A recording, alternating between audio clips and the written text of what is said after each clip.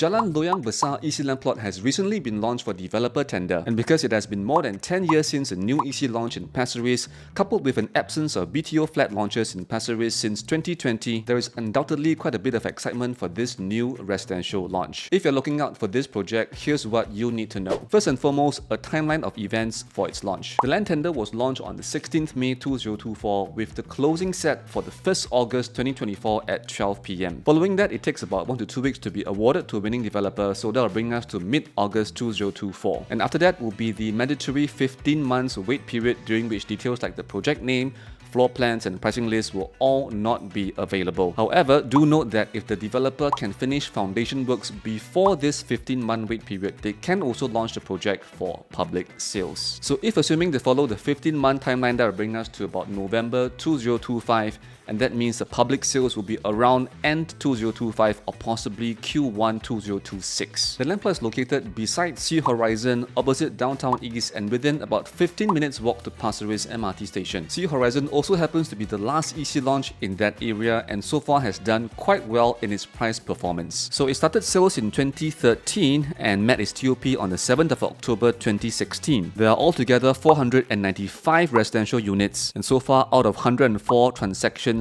all of them have been profitable with 0 unprofitable transactions. Its PSF has increased from about $800 per square foot to reach some recent highs of over $1,300 per square foot. And the upper tier of profits there are in a range of $500,000 all the way to $820,000, with annualized gains topping out at 6.4%. So far, pretty good price performance. So onto the land plot itself, the entirety of the plot comprises of what is currently an open air car park and also a large patch of forested area. And according to the technical specifications, this land plot can yield around 710 units with a site area of 28,405 square meters, and that's 305,748 square feet. So as a comparison, Sea Horizon has 495 units with a land size of 297,729 square feet. And so that means this new Jalan Loyang Besar EC plot is just 2.6% larger in land size but can accommodate 43% more units. Next is the height of the buildings in this new project. Now if you notice in the master plan, this land plot is marked with a plot ratio of 2.5, and a plot ratio of 2.5 can allow for between 24 to 36 stories in height. However, there is a technical height limit imposed for this land plot at 49 meters Singapore height datum. And if you take floor to floor height of around 3.3 meters,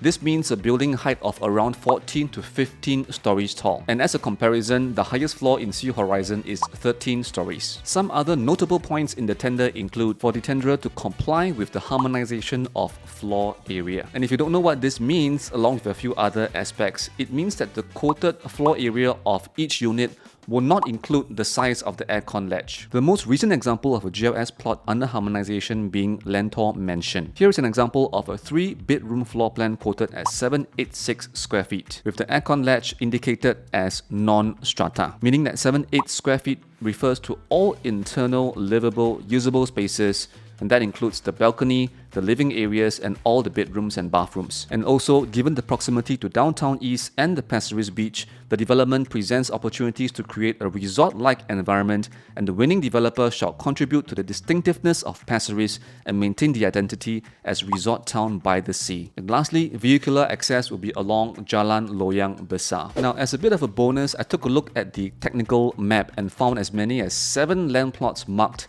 as being reserved for future high-rise development, which could either mean public or private housing. And let me show you these 7 locations. The first land site being the very large forested area directly opposite Sea Strand and Ripple Bay condos. Number 2 is a small sliver of land bounded by Kaleidoscope, a 999-year landed estate, Odyssey, the Global Preschool, and the Civil Service Club. Number 3 is a small narrow land plot directly opposite Watercolours and bounded by blocks 479 and 487. Number 4 is a land plot at the southern tip of Pasir Ris Park, bounded to the south by Pasir Ris Drive 3.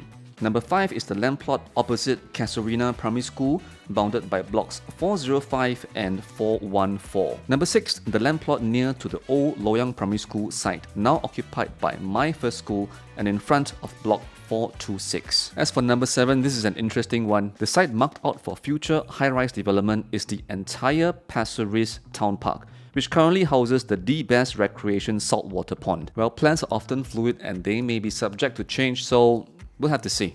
And now for the last segment, what will prices be like? Some initial estimates are placing a top bid that ranges between $650 to $760 per square foot per plot ratio, with 5 to 8 developers vying for the plot. So what do these numbers actually mean? Let's take a look at this chart of some past EC launches, of their land bid prices and also average launch day prices. Beginning with Provence Residence EC that launched in May 2021. Launch day prices have been increasing since then, and even if land bid prices have seen their ups and downs. And here from the data, we can see that a lower land bid price does not necessarily translate to a lower launch day price. So there will be 3 EC launches before the launch of Jalan Loyang Besar. We will very soon see EC average launch day prices in the range of $1,500, $1,600 and $1,700 per square foot. So I hope this was useful. If you're looking for the latest updates, do check out the links in the description below or drop me a message to find out more. Take care and I'll see you in the next one.